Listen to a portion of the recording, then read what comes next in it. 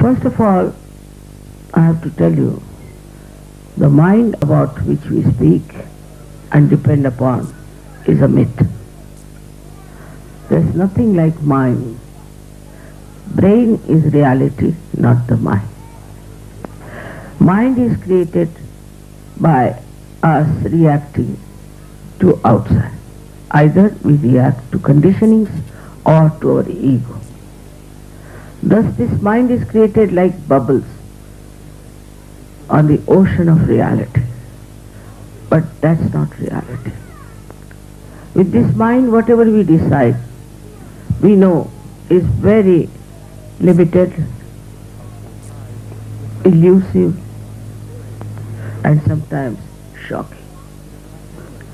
The mind always moves in a linear direction. And because there's no reality in it, it recoils and boomerangs. Thus, all the enterprises, all the projections so far we have done, it seems come back to us. Whatever they discover comes back to us as a big destructive power or a very big shock. So one has to decide what to do, how to be out of this trap of our mind. Kundalini is the solution. When she is awakened, she takes you. With that awakening, she takes you beyond your mind. The first thing is to go beyond your mind. With mind, you will do many things, but it will not be satisfying. It will be not a solution. It will not help. And when we start depending too much on our mind, we develop all kinds of physical, mental, emotional problems. Now the latest is the stress. And this stress has no solution, they say. But in Sahaja Yoga we find the solution by crossing over this mind. It's like a barrier for our advancement. So when you get your realization, you must understand that your Kundalini has taken your attention beyond the mind.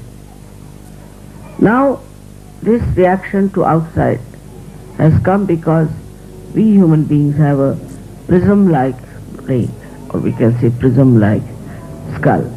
And when the energy passes into it, I have explained it in my books, it goes into bifurcations, or you can say refractions, by which our attention goes out and we react.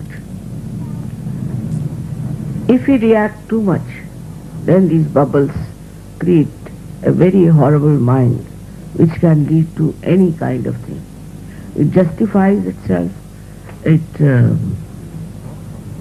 pampers your ego. The ego and the conditioning that creates this mind start using and this mind for the purpose of their fulfilment of their all the accumulation of ideas and thoughts which has no backing, which has no reality with it. It's like we make the computer. Ultimately we become slaves of the computer. We make the watches ourselves and then we become slaves of the watches. That's how it dominates human beings.